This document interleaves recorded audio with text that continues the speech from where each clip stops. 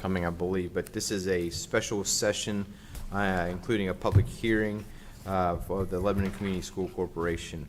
We will start, as we always do, with a moment of silence, followed by the Pledge of Allegiance. Trey, if you could.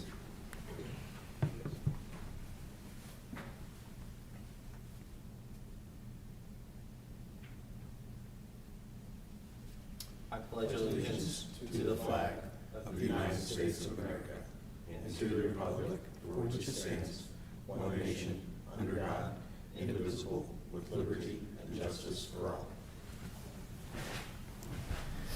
All right. We do have a quorum. We are missing Mrs. Hutchison. She is out, and we are expecting Mrs. Jones, but the others are here. We do have a quorum. Mr. Hendricks, could you go ahead and read the mission statement? Yes. Lebanon Community School Corporation will cultivate and reach every student by influencing and enriching their lives through the power of education, and do so in a positive and safe learning environment. Thank you. That's probably the old one. That's I the old developed one. a new one. We'll get new Okay. cards and everything. I noticed Yes. as soon as I started reading that, I'm like, I know Dr. Millman. Since is gonna those say that. statements are so brief, we might actually just put a card you can choose if you'd like to do your favorite guiding principle and/or the mission statement for each one. That might be a nice little Very new well. touch moving forward. So we'll put some cards at your place setting for your Very next well, meeting. thank you. Thank you. With that, I will suspend the regular meeting and open up a public hearing. So the public hearing is officially starting. Mr. Dennis.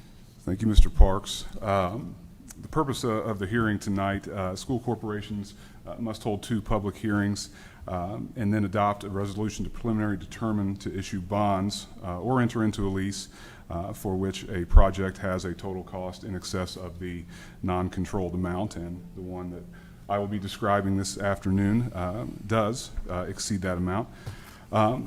This public hearing is the very beginning of the legal process for these bonds. No official action at this meeting tonight. The second preliminary determination hearing would occur 1 week from tonight at our regular board meeting that occurs on the 3rd Tuesday of every month, and there would be action at that. This meeting was advertised, these next 2 meetings, I should say, was advertised in the Lebanon Reporter on June the 1st, as well as our school's website. It is there as well. And so the first purpose of this hearing is to go through a description of the project, which I will do on the screen. And then afterwards, I'll invite Mr. Matt Shoemaker from Stiefel to explain the financial parameters of this financing. And then at the end, any members of the public wishing to speak on the project will have that opportunity as well. So with that, I will go ahead and describe the project here.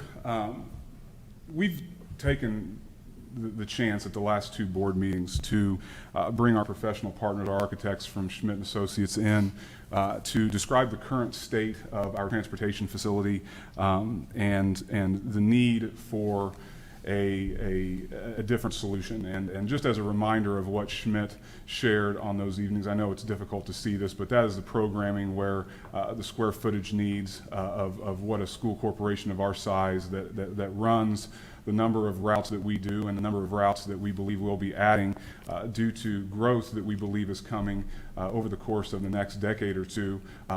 Schmidt took the time to our current facility and at the April meeting shared with the board the fact that we are vastly undersized for what we need. As such, they've put together a preliminary rendering of the new site, which would be next to the middle school. We received comments at those meetings regarding the placement of the buses. The preliminary design had the buses kind of along the frontage road there to the south. Since then, we have asked Schmidt to rethink that, and they have placed the buses kind of tucked as far back into our property as possible. You'll see that L-shaped light gray feature on the drawing. That is an earth berm that would be intentionally placed to block any sight lines of this facility. And of course, an acoustical study has begun as well to understand the sound impact on our neighbors and ensure that there would be no sound impact on our neighbors, as well as LED lighting technology to light the parking lot. We can keep light on our property in a much more reasonable manner than, let's say, the old incandescent lights would, for example. Zooming into the building itself, we see some administrative spaces that we don't have right now, but certainly driver spaces that we don't have now. Currently, our drivers are breaking in an old mechanic's bay, and there's a backdrop of a forklift behind their picnic table where they take in their lunch, those that choose to do so. And I know they certainly arm wrestle over one toilet that the 30 drivers have access to. And so we would vastly expand their break space as well as their restrooms. We see the mechanic space there to the left of that diagram, and then a wash bay as well. I know it's difficult to think about the fact that we have to wash our buses, but we certainly do, especially in the wintertime with the road salt. Buses do not pass inspection anymore with any rust, and obviously we all know the impact that salt has on metal. So that's not just an aesthetic thing to keep our buses clean, although I would argue that that is a good steward of corporation assets and a good image to project to the community that we take pride in our buses and would wash the dirt off. Quite a few of our routes do go down gravel roads still, and so they do become quite messy. And so right now we're using a truck stop to wash our buses, and that's certainly a cost of the school corporation. So on the far left, that is a wash bay there to do that. So that is one project that would be a part of this financing. The other is the middle school. Middle school is a longstanding asset in this corporation, originally designed as an open concept building that was then renovated in the 90s to undo the open concept, as many school corporations did, and it's now showing its age. A lot of times temporary partitions, or what probably should be temporary partitions, were constructed to undo the open concept, and with those being done in the 90s, certainly time for an update. A lot of various places within that school that are showing their wear, for lack of a better term. And this is not just a building project. We know we have site issues at the middle school with the traffic that builds each and every day along Grant Street, both for drop-off, but mainly pickup as parents arrive to pick up their students for the day. Traffic backs up on Grant Street, and we know that we have a duty to bring that traffic onto our property, and that's why you can see quite an interesting take here at what a potential solution to that would be, with extending the T of Grant Street right there onto our property, moving north towards the JV baseball field, and that's where pickup would then take place, and we would move the bus lot over to the southeast, right next to transportation, in fact, which would be a convenient location for those buses to start their pickup each afternoon. On the southwest side of the building, you can see a new cafeteria, and then one small addition on the very north of the property, which would be a fine arts addition. The programming showed roughly 15,000 square feet short at that building for the number of students that attend. Zooming in, you can see our existing floor plan and really the chance to define pods there and move some items around to make a more logistical and common sense flow to the building. The program that Schmidt completed, much like the one for transportation, analyzed each of the different types of classrooms, admin space, special needs areas, fine arts, athletics, things of that nature. And they give an ultimate assessment of the project and the size of the building that we would need. Their proposal then, you can see for Lebanon Middle School is certainly an efficient design because it keeps the current footprint of the building, obviously absent the new cafeteria and the new fine arts there, up kind of in the gold color right under the word floor. But for the most part, the building retains its floor plan, but the interior is vastly different. Media center obviously moves, and you see those three distinct pods there to the right in the green or light green color. That's our 6th grade pod, 7th grade pod, 8th grade pod. All of athletics in the teal color remains in place, and that's important because of the amount of mechanicals in those rooms. Plumbing, let's say, for locker rooms, very expensive thing to move, and they've left that in place to respect the budget. Admin space is blue on the bottom, and special education and spaces for our students with special needs are the red color kind of in the center of the building there on the bottom. This shows levels of renovation. This is basically an early takeoff that they would provide to our construction management partner.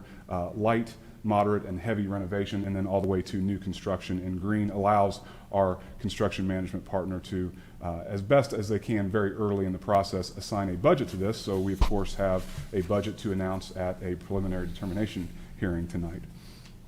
So that is the extent of those projects. Additionally, we could have projects occurring at the high school, small renovations to the administrative suite, as well as Hattie B. Stokes Elementary, interior renovations there, maybe a small addition as well would encompass this project. And so with that, that is the description of the project. I will happily turn it over to Mr. Shoemaker from Stiefel now to describe the financial parameters that go along with this financing. Good evening. Like Zach said, our role in this process is to take a look at this potential financing, this potential bond issue or issues, and look at the impact to the tax rate, or in this situation, the lack thereof. So I'll walk you through a couple slides here that illustrate how these bonds can be financed, fit into your current outstanding debt with no impact to the tax rate, which I know we've talked about in the past. So as we scroll through here, the first thing that we always look at, again, is where is Lebanon Community Schools' current debt payments.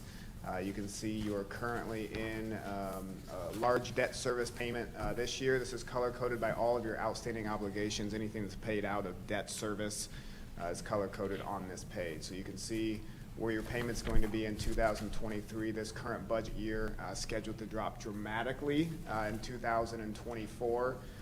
The darker blue going out to 2044, those are the referendum bonds, a piece of which has not been issued, but because we know what that payment is going to be for purposes of this presentation, we have included those in there. This is the exact picture that you want to see when we're talking about a project of this size and scope. We want to make sure that we have payments dropping off, room in the levy and tax rate to add in additional payments. Therefore, we can do that without increasing the tax rate. So as we go to the next page, we can look at what an illustrative repayment schedule might look like. To be clear, nothing is locked in, nothing has happened yet. This is just kind of a first take on what something could look like, us essentially proving that you can do this without increasing the tax rate. So we have assumed $110 million in bonds issued at 5%.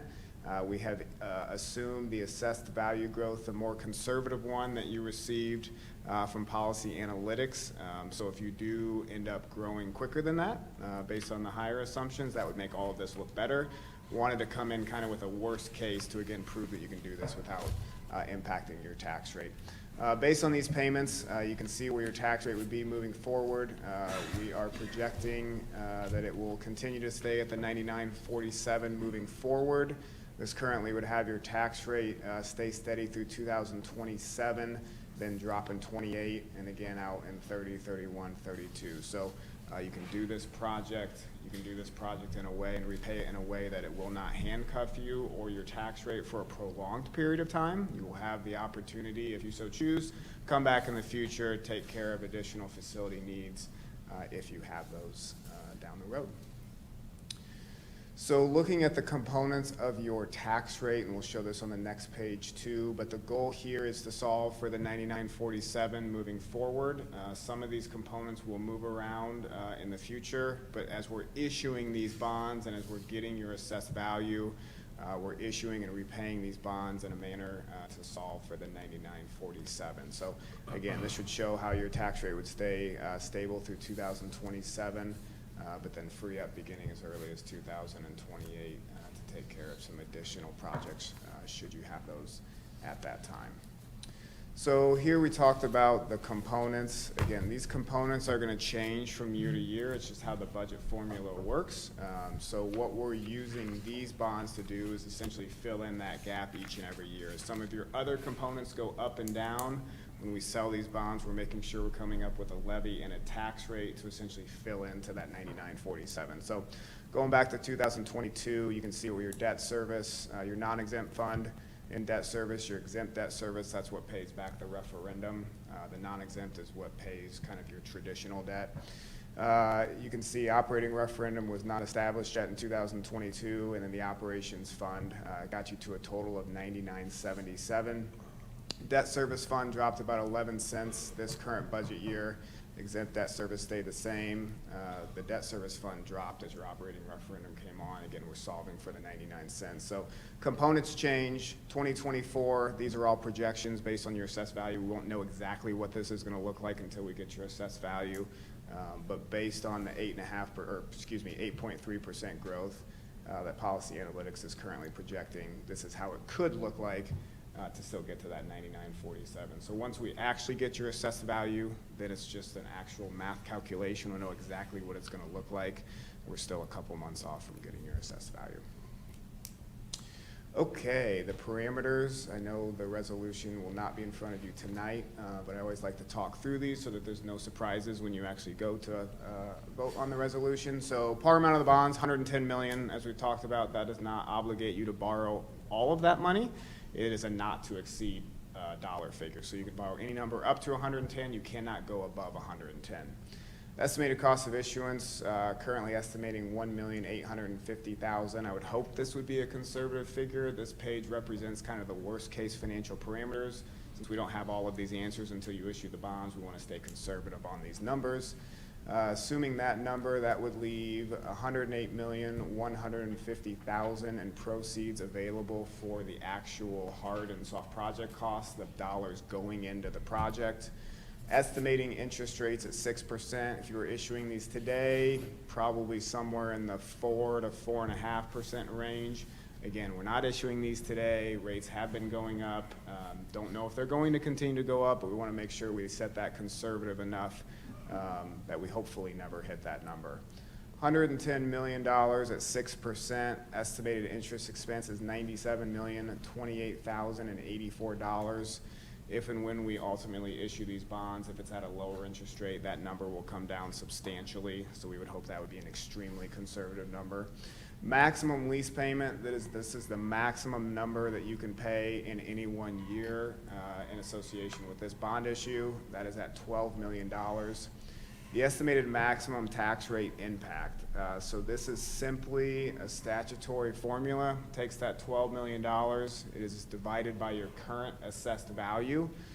So that represents 53 cents on your tax rate. That is not what the taxpayers are going to see. We showed you that first page. You have a large payment this year. That payment is dropping off. For purposes of the statute, totally disregards that. It's purely a formula. So based on that formula, you're going to see a maximum tax rate impact in the resolution of 53 cents. When and if you issue these bonds, it will be done so in a manner to make sure that that total tax rate stays at 99.47. So the net impact on your total tax rate is going to be zero. What the taxpayers see on their tax bill in terms of a tax rate is going to be no change from that 99.47. That's it. Happy to answer any questions that you all have or the public has. I think it's just important to reiterate that we have to set a high water mark this evening, and the 110 million represents that. We're not issuing these bonds, or we would not be issuing these bonds until probably October, and as we get more information about these projects and we can more zero in on an appropriate budget, obviously, if those projects come in reasonably, we move down from that 110, but to protect, I don't think it's unrealistic or unreasonable to say anymore anything crazy might happen with the last 2 years of our lives, especially with supply, demand, inflation, construction costs, things like that. That's the nature of the par amount being communicated as 110 million tonight. But as we know more about the projects, certainly would bring that down to finance the project as we know more about it moving forward. So with that, at this time, Mr. Parks, I would hand the hearing back over to you to hear any comments from patrons, should there be any. All right, with that, we will open up for anybody that would like to speak on behalf of this. All right. Just a clarification, you say it will not change from 99.47. It's not going to be more than 99. could end up, with the AV going up, could end up being down. So with no comments, I do have just a couple things to share with the board as we're maybe, considering these projects that may be important. You may recall, we were working through our capital referendum, which we saw this evening on the slides, and we talked a lot about our buildings and conditions of our buildings. And so, we may field some questions about the size and scope of some of these projects. And the condition of our buildings has been good and strong, and we've taken care of what we have in our assets. Certainly, I don't know if the right word is a macro level, but from the building envelope standpoint and things of that nature. We also talked during that time about facilities and equipment reaching the end of their useful life. So I think that's what we're talking about this evening, is two facilities that have served us well for the time that we've had them, and it's time for us to turn the page, as they're just not fulfilling what we need from either an educational standpoint or from a logistics and operational standpoint when we talk about the transportation center. The second thing I just wanted to share with you is that we are continuing to gather information about, Mr. Dennis mentioned our neighbors around the middle school, new elementary school, this transportation center. We will be reaching out to our neighbors, once we get to a point, if the board decides to move forward with this, to have some information, at least one information session. There's gonna be a lot of work being done in that area, so we know there'll be some questions from our community about what that will look like, timing, logistics, and those sorts of things. So we're already engaging with our professional partners if the boards, again, so chooses to move forward, so that they're lined up with their experts, engineers, and some of the folks that Mr. Dennis spoke about this evening, to be there to answer our patrons' questions in that environment as well. So just wanted to share those two items with the board. and that environment would be more of a less of a formal hearing and more of a Absolutely. informal. There would be a It'd be formal presentation, I would think, but then Q&A. questions and Absolutely. answers Yep. afterwards on the Yep. side as needed. We did a very similar meeting with the city of Lebanon, and as a matter of fact, I have not reached out to Mr. Krulik or Mr. Bontrager, but I may do that because, again, we're not the only work that's going to be done in that area. And see if they'd like to join us to talk about the timing of that. There'll be Fordyce Road improvements during that time as well. And it really was a well-attended meeting. I think we were able to answer a lot of folks' questions, and it would be that type of a setting. We would do a presentation and Q&A, and we'll stay as long as we need to answer their questions. Yeah, I think it always makes citizens feel a little bit more, don't want to come up to the mic, but have That's right. questions answered And I'll on the stick around. side if Some need people be. don't Stick even want around. to, yeah, Correct, just yeah. walk up afterwards, absolutely. In my years, it's always been much easier for individuals to do Yeah, that, so. so just wanted to share that with the board this evening as well. Do we have any other board comments before we close the hearing? Okay, with that, we'll close the hearing, and special session will continue. We do have some action items today that are bringing forward in the special session. First, item 6A is request of approval of LHS Life Skills Room Summer Renovation. Thank you, Mr. Parks. This agreement would be between LCSC and Meyer Najum Construction to provide a pathway between the current life skills room and an adjoining room that there currently is not an entrance into. We do have a large cohort of life skills students moving from 8th grade to the high school. As such, the high school had expressed some real utility that could be gained from that adjoining room should they have access to that room without having to exit the current room, walk down the hallway, and obviously there's a supervision issue here with doing that, into the adjoining room. There is a very, I shouldn't say easy, no construction's easy, but a wall that simply we can cut a doorway in. So this agreement represents cutting a doorway in so that our current life skills teacher can, or I should say life skills staff can migrate from one room to the other, really to create one large life skills suite, if you will, as opposed to two separate rooms. Due to the size of this project being less than $25,000 and the timing the nature of this needing to happen over summer break, we thought we would utilize the other arm of Meyer Najum. Of course, you know, they are our construction management partner, but at the heart of it, they are a construction company. And so they have provided this proposal for them to self-perform this work. Gets this done relatively quickly, I think a week, maybe two tops, to cut this door in, clean up the dust, and move on. And we've got a much improved life skills situation for our students. So recommending approval of the LHS Life Skills doorway this evening. Thank All you. right. With that, do we have a motion to approve this renovation project, Life Skills Room Summer Renovation? All motion. Do we have a second? I'll second. Any comments, questions? Sounds pretty simple, right? Mhm. Yeah. Glad we can get it done. Hearing no other comments, all in favor? Aye. Opposed? Motion passes. Next, we have a request approval of Perryworth site work and drywall contracts. Yeah, pleased to bring forth two final recommendations to complete all of our referendum work at Perryworth. As you recall from the last board meeting, we did not receive coverage in the site work bid package and the drywall bid package on the original bid day. Quickly turned these back around and were able to secure bids. The first that I bring to you this afternoon, I suppose, is for site work. We received just one bidder on that. That is Kreider and Kreider, in the amount of $3,698,000. So requesting approval for Perryworth site work. Thank you.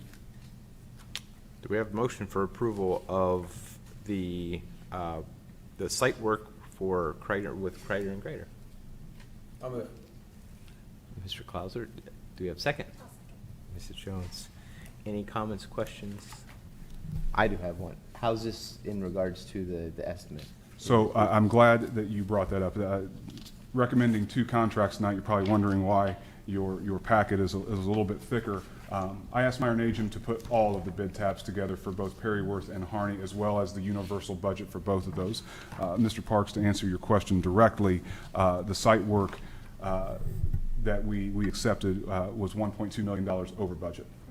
That is the only company that we got to bid, and of course Perryworth Elementary has to open for business in the fall, and unfortunately these situations happen where we have to accept these. Happy to report though that Perryworth, if we flip back to this page in your packet, kind of right in the smack middle of the bid tab, you'll see that Perryworth overall from the estimate was $479,000 under budget when you factor in all bid packages. I will say that there is one small asphalt bid that will go out for Perryworth. Site work companies do not want to bid asphalt that's not being laid this calendar year. With asphalt being a petroleum product, they have no idea what that price is. So when you force them to bid on asphalt that they'll lay in 24 or 25, they will either not bid or shoot for the moon. So we're now pulling back all asphalt that will not take place in the calendar year in our bids because we want people to bid our jobs. Welcome to my world. Yes. Yeah. So Yes. despite the unfortunate overage for the site work, happy to report Perryworth still is under by almost $500,000. So we have a motion and a second. All in favor? Aye. Opposed? Motion passes. Next is the approval of the drywall. Let's do the contract. drywall. Yep. So we did receive two drywall bids. Winning bid, low bid, I should say, was Glenmark Construction in the amount of $2,407,542. Happy to report that this one, which helped us, was almost $213,000 under budget. So worth mentioning that, I think, before we approve the contract. So respectfully request your approval for Glenmark Construction for Perryworth Drywall. Do we have a motion to approve the contract with Glenmark Construction for the drywall? Do you have a second? Second. I have a motion and a second. Any additional questions or comments? All in favor? Aye.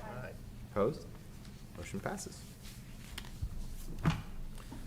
Next is the approval of a Hattie B. Stokes roof repair. Perfect, yep, and just before I get to that, at the very back, I provided Harney, even though there's no action on Harney tonight, I did want to provide the full scope here. Harney's bid tab is at the very, very back, and happy to report that Harney came in overall $2.3 million under budget there. So, again, wanted to be transparent with that. on to Hattie B. Stokes. For those of us that were not out of town on spring break, you may recall a straight line windstorm on March 31st. A lot of roof damage took place, and Lebanon Community School Corporation was not immune from that. Almost 45% of the membrane roof at Hattie B. Stokes blew off, which is a catastrophic failure of the roofing system. Obviously, water infiltration takes place instantly, and unfortunately, the 45% of the roof that blew off was directly over our wooden gym floor. And so wood and water don't get along. First remedy with that, of course, is to become waterproof yet again, which is the recommendation I'm bringing to you this evening. We'll eventually be bringing you the repair to the gym floor, but makes no sense to get a quote on repairing the gym floor when we're still not watertight. And I don't want it to seem as though that there's an active leak going on. We've gotten cinder blocks up there and we've battened down the hatches, but that's a temporary fix. This is an insurance claim.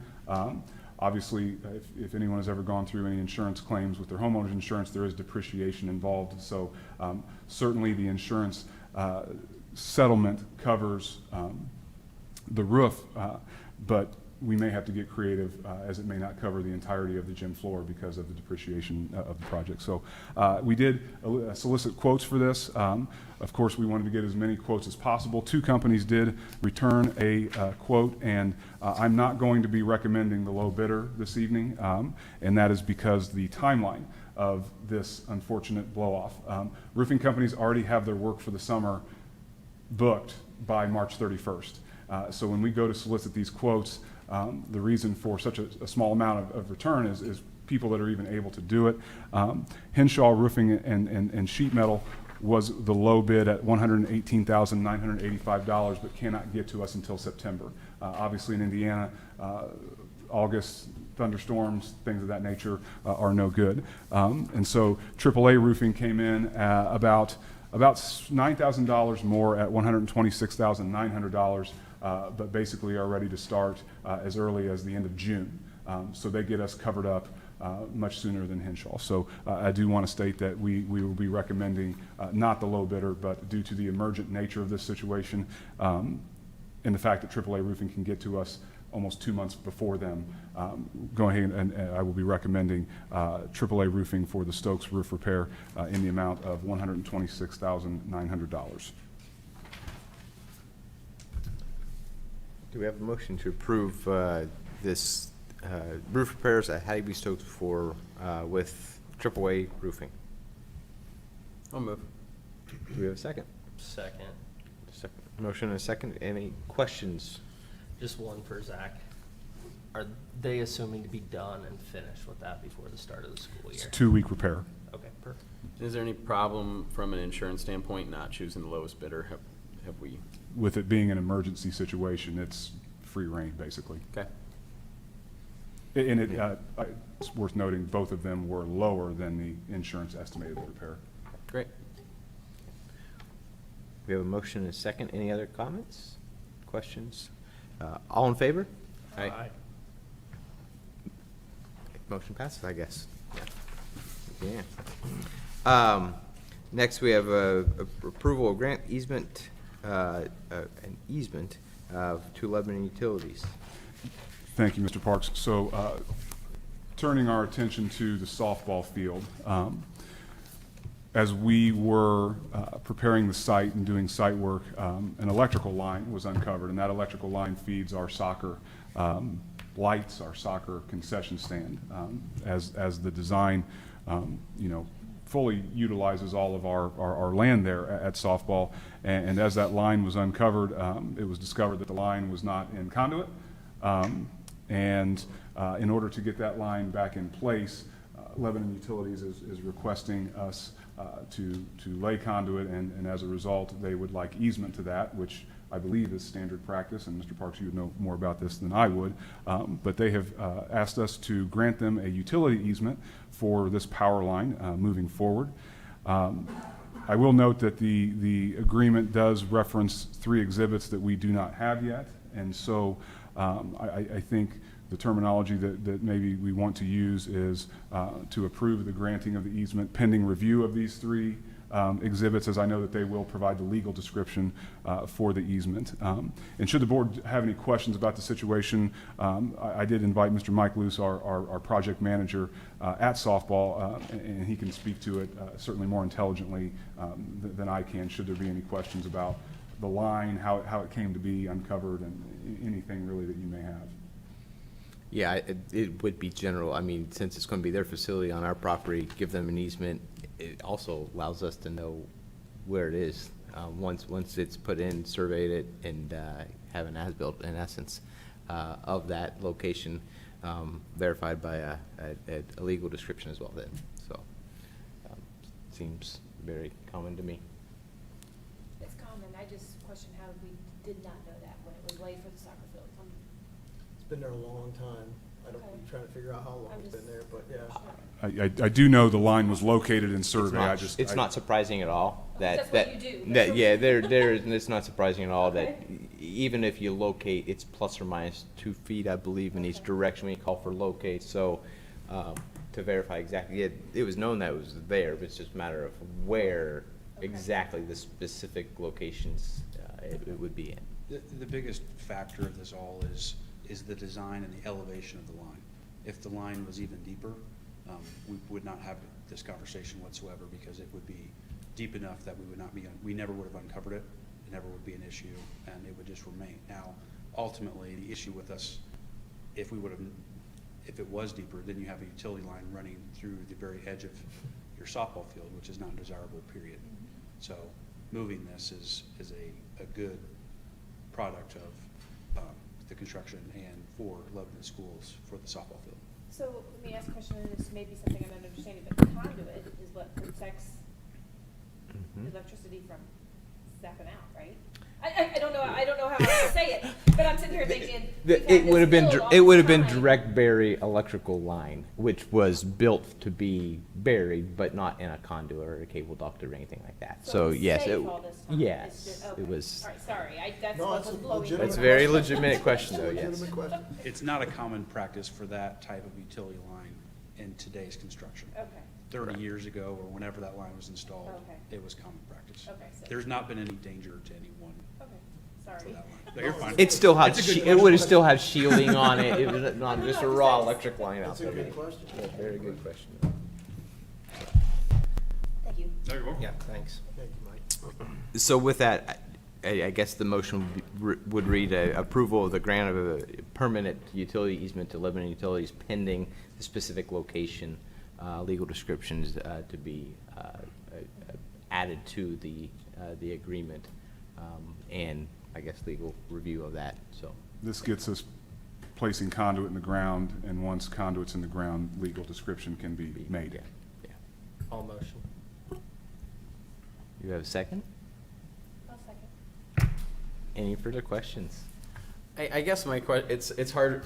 I don't like easements and contracts without actually seeing a legal description and exactly what I'm looking at.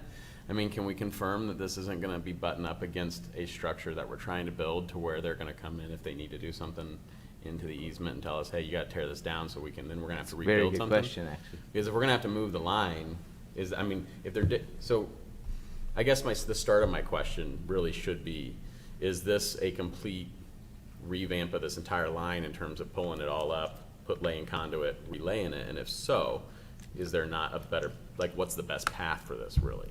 Correct. So the portion of the line that is being moved is between the utility line, which would be on the west end of the softball field, close to the residential houses. So there is a path that's being proposed that would need to be put on this survey of exactly what you would be asking for. That goes up towards the property line, away from any of the structures. It's really the only structure that's up there is the softball field. Continues past the north end of the soccer field and then dives back down to the transformer, which is located directly between both soccer fields, close to I believe it's a concession stand that's over there. Yeah, press box, or, yeah, I guess it could be a concession stand. Which way they coming in? So the easement's Probably not, from the north. but the easement is not going to include any part of Press box. the field we're putting down. Correct. Okay. So it'll all, that's my thing. It'll I all don't be want to north of have an that field. easement inside of, all this nice new AstroTurf. Make we're sure it's on getting the ready to lay perimeter down. of what we are building and Exactly. plan to build. I guess right, that's, yes. my only concern with the lines in terms of how Yeah. this actually looks. Not that I don't trust Lebanon Utilities, but Yep. it's just, No, I agree, and if there's there is a place for future district use on the other side of that area, perhaps down the road, but it would be obviously a known line at that point, and we would be able to work within that, but going along that edge of the soccer field and then in between Do we there, know the width? it gives us a good path. I don't know if we know the west. It is a 20-foot easement, 10 feet each way. Centered on the line? Yes. So who will be installing we'll be installing the conduit, and then they'll be installing the The power? wire. So the conduit's installed by contractor Meyer and Agent Patterson Horth. So we control the location, approved by them. Yes, and then they actually pull the wire through the conduit. okay. Good questions. Good questions. Any other questions?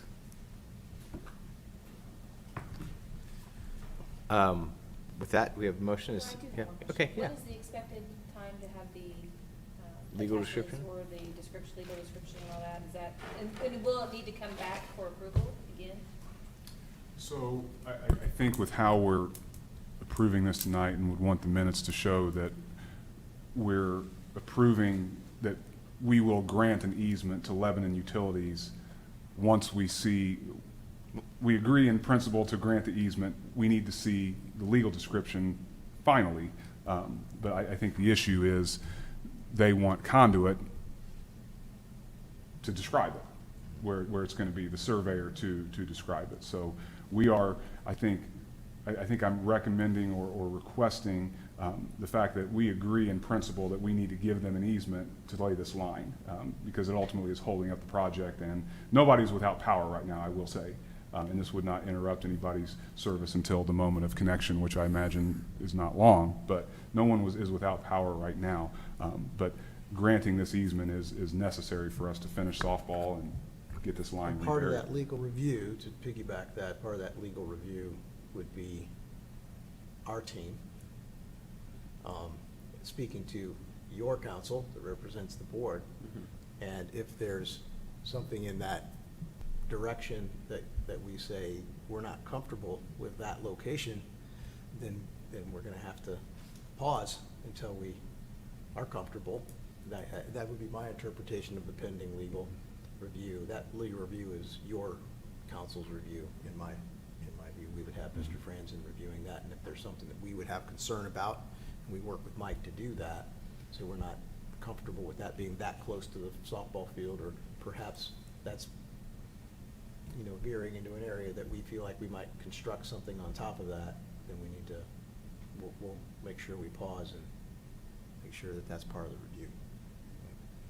So it will be reviewed, and obviously, yes, yay or nay that it's okay that it goes in that location, great. But then does it need to come back for approval again? I guess that's my question. Or is this the final approval just I think based that on, would- we've reviewed it and we agree with you? If you're trusting Okay. your counsel to do Okay, that legal fine. review, as part of that would be my view, but. Okay.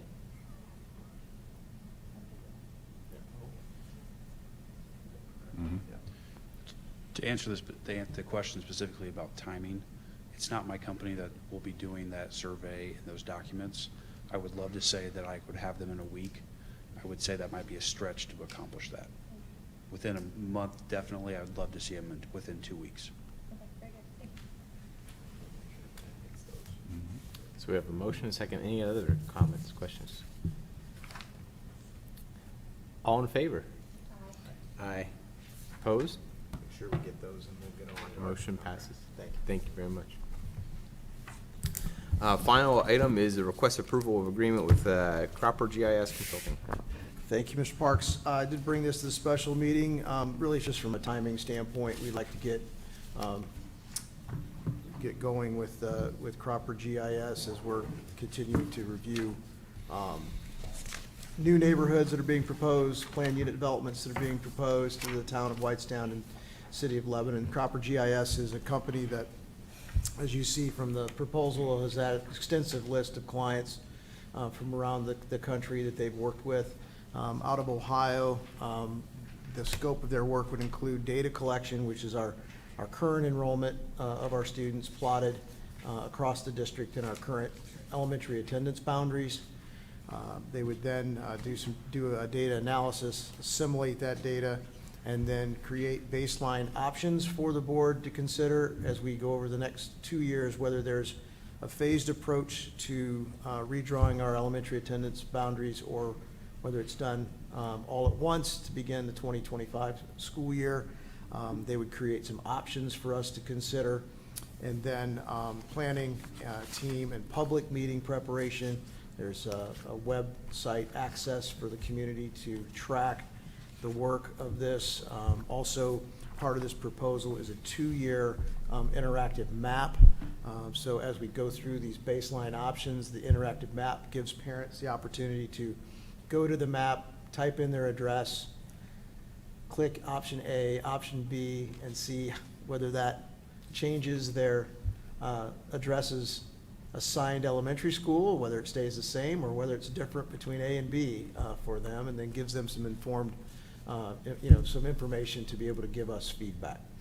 So this is what's nice about this is they have a skill set that we do not possess with this GIS software. They certainly have experience with this, projecting future student yields from some of the neighborhoods to help us with those projections. Nothing is an exact science when you talk about attendance boundaries. Nothing's an exact science when you talk about homes and neighborhood developments. We know that, but it is a much more informed and objective process than Mr. Dennis and I making our best guess. So we have professionals that would help us through that. So the proposal for their work over the course of the next 2 years is $75,000. You'll see that there's some additional fees that could be added should we choose to a la carte those, whether they would come and attend some of the public meetings, or if we would go outside the scope of this agreement, there would be an hourly rate that would be attached to that. In my experience, and I have experience with this company in a previous school district, I don't recall us going outside the scope of the agreement, but if we did, there would be a per hour charge, as you can see in the proposal. So I would respectfully request the board's approval of agreement with Cropper GIS for work to help us with the realignment of our elementary school boundaries. Yeah, as I see it, it's additional trips or meetings beyond the scope. Right. They're showing what that cost Right. would be per, Right. and they would approve it before Right. moving forward, right? Yeah, Right. so. And I think their per meeting is quite fair. When you look at that amount, we need some additional meetings. That's a fair addition, I think. So, do we have a motion to approve the agreement with Copper GIS Consulting? I'll move. Do we have a second? Awesome. Second. Do we have any questions, concerns? So we're looking at 7 months out based on their projected timelines. I know it mentions in here that they can be flexible. They can. We've already begun, of course, those preliminary conversations about timelines. I spoke at the previous board meeting about maybe even the 23-24 school year. I believe that's a little aggressive. Yeah. Certainly to be fair to families, even if it's a handful of families. So the first order of work would be, is it feasible for us to begin thinking about or even implementing a phased approach that maybe some parts of our school district would move attendance boundaries for the 2024 school year as we see more enrollment, certainly at Perry Worth Elementary. Are we able, with a level of confidence, able to reassign some areas within our district? And with his conversations with the town of Whitestown and the city of Lebanon, that's what is good about having these professional partners. He will immediately begin talking to Mr. Bontrager, Mr. Messer, not only what we all know and the public might be on the planning board or on the potential drawing board, but they can talk to him about some conversations that where we sit today, any of us may not know about, to help with some of those projections, whether it be apartments and or single family housing and what those yields might be. So it's hard for me to say, you know, it would be, he knows that this is either a two-phase to help us with 24, 25, but the ultimate goal then would be to make a recommendation at the end of the calendar year of 24 to begin with a new attendance boundary to begin with the school year of 25, 26. So that's the overall timeline of the proposal. And as I see this as GIS based, they discuss in it reaching out and utilizing county already existing GIS. So we'll Yes. probably need some assistance from Mr. Klaus over there, Yeah. see if we can't get with Guts and get that information provided Yeah. to the school system. They have worked with some challenging districts. We're certainly, we like, all superintendents like to think ours is the most challenging one they'll ever have, and we're unique, but they have dealt with some that are equally as challenging as ours, but we know we have some conversations that are likely taking place with some of the growth and some of the. Yeah, I'm talking about getting actual GIS, Yes, the yes. base GIS data, Yep. which they're gonna be basing everything Yep. on, all the Oh, gotcha. all the property boundaries and everything else. They're gonna be basing it on the counties, and it will take the counties, Yeah, some. especially because our GIS system's different than what we don't Yeah. use So Beacon they'll like need a to lot of. merge We don't with use that. Beacon So it's- Guts. Yeah, Beacon would be nice if. It was not. Yeah. So, Yeah, then they'll overlay that with our, as I said, with our enrollment data. Each student becomes a unique dot on that map, and then we start moving boundary lines around and see how that affects enrollment. Yep. So, That sounds GIS good, is though. definitely powerful, yes. very powerful tool, yes. Getting the information. We'll need some assistance, I think, so. Do we have a motion and a second? Any other questions? All in favor? Aye. Opposed? Motion passes. That is the last item on the agenda. With that, we will adjourn. Next meeting is Tuesday, the official regular meeting, next Tuesday, right here, same place at 7 PM.